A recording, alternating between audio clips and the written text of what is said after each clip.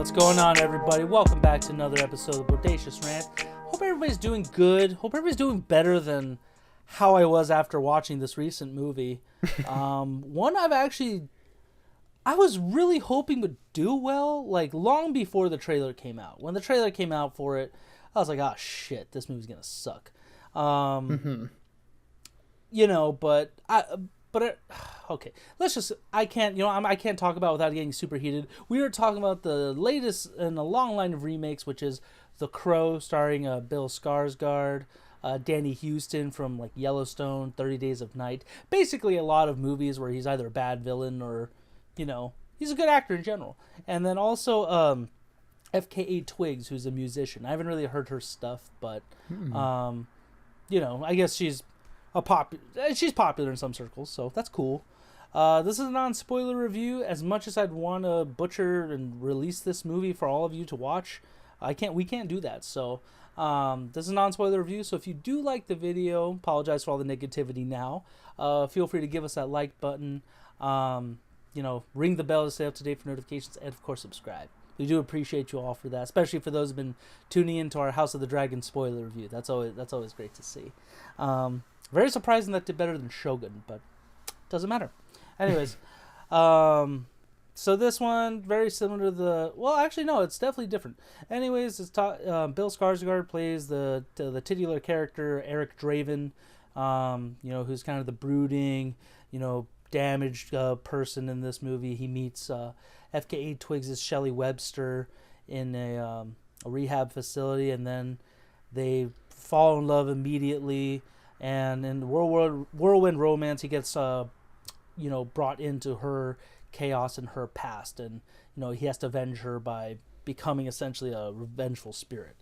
And yeah, that's pretty much it. Where the original movie starring Brandon Lee, aka the son of the late Bruce Lee, and it also had Ernie Hudson in it, and I forgot who. There's a lot of good actors, especially that one guy with the raspy voice. He was in Nope. I always forget his name. Oh yeah. But so let me just get this started now.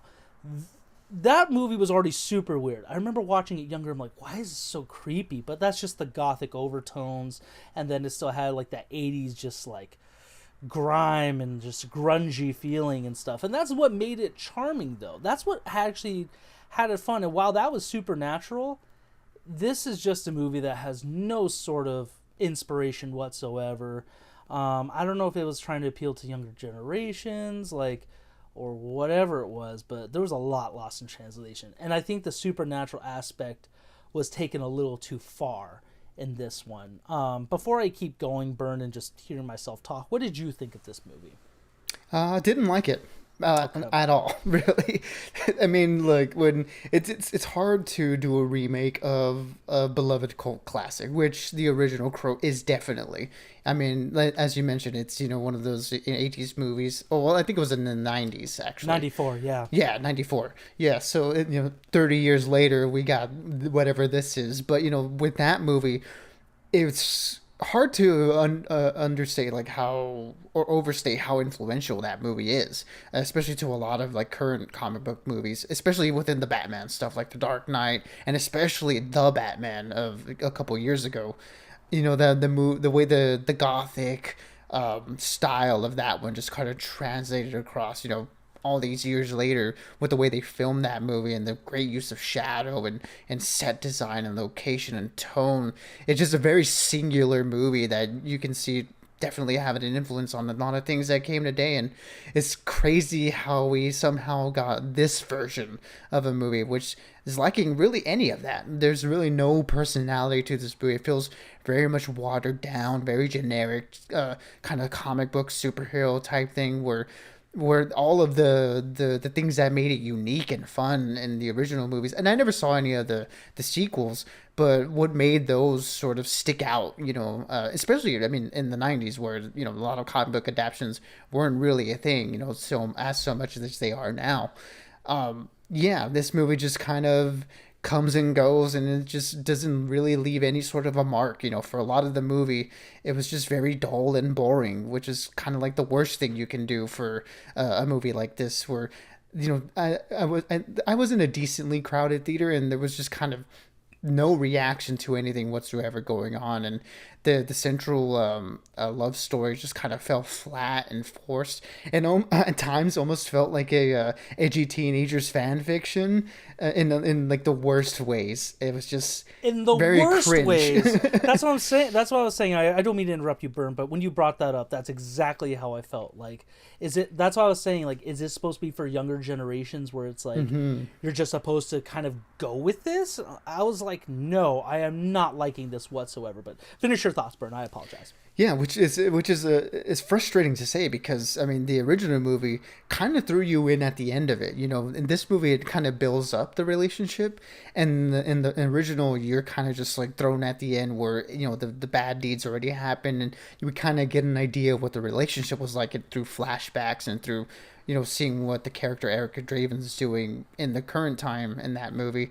And it's crazy how that love story is much more effective than the one here, where we get to see it, actually develop. It's just, man, I don't know where it went wrong, but yeah, there a lot of the writing and a lot of the things that these actors had to say just kind of left me rolling my eyes. So that was, I mean, when that's the emotional core of your movie and it doesn't work, everything else kind of just falls apart around it. Not to mention just kind of the generic visuals. I will say the one thing that did kind of work for me in this movie was the action sequences. It felt like that was the only time anyone in the creative process of this movie had any sort of fun.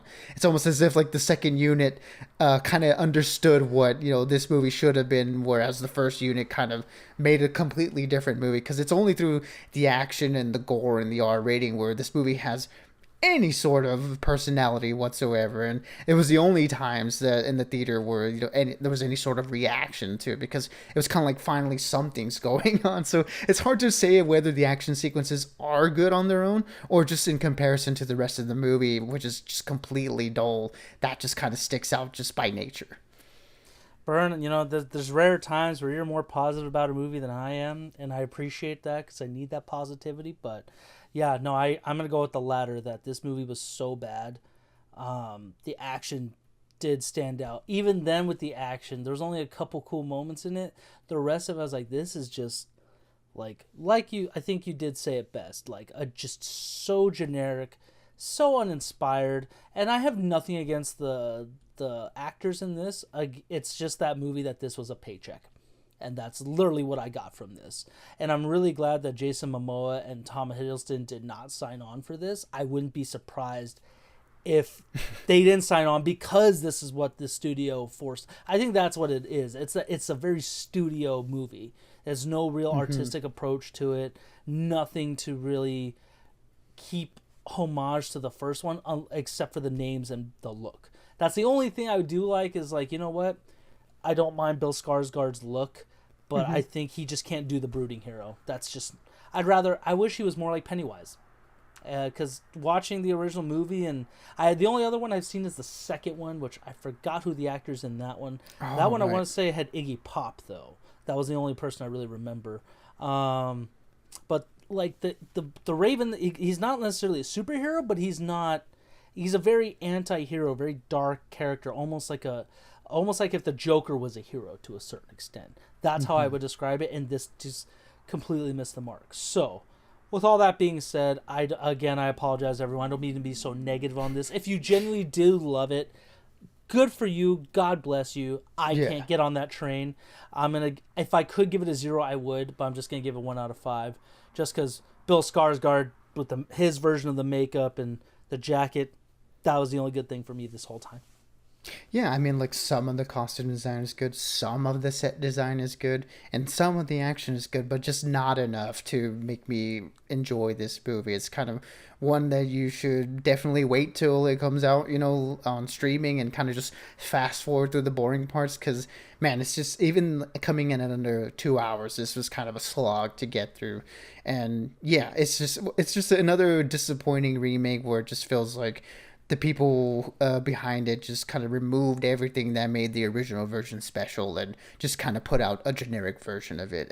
And this is kind of what we gotten lately with a lot of remakes and stuff. And yeah, it's one of those things that it's like, why did it even have to be a remake? With kind of like baked into the franchise, it's like there could be a different person that's, you know, being the crow that has that vengeful spirit on them. So to make it Eric Draven, you know, the original, you know, you're gonna by nature just have those comparisons to the Brandon Lee original, and there's just no living up to that in any sort of way. So they're kind of setting yourself up for failure on that one, and they did that, and then they just failed on every other aspect of it, unfortunately. So yeah, for me, it's going to be a 1 out of 5 as well. Definitely just stay home and watch the original. There's no need to go watch this movie, unfortunately. I mean, unless you're some teenager that wants a whirlwind romance and, you know, feels badass, and I guess you like it, but for a regular adult who loves the original, yeah, I'm good. I would never watch this one again unless I absolutely have to. You know, so I'm fine with that. So for those of you who did happen to watch it like we did, please let us know what you thought. Am I being too harsh? Is Burn, you know, being on point? We'd love to get your thoughts on that. So please leave that in the comments. Until next time, everyone, just stay bodacious and keep on ranting for us. Absolutely, everybody. Be good, be safe, and as always, we'll catch y'all on the next one.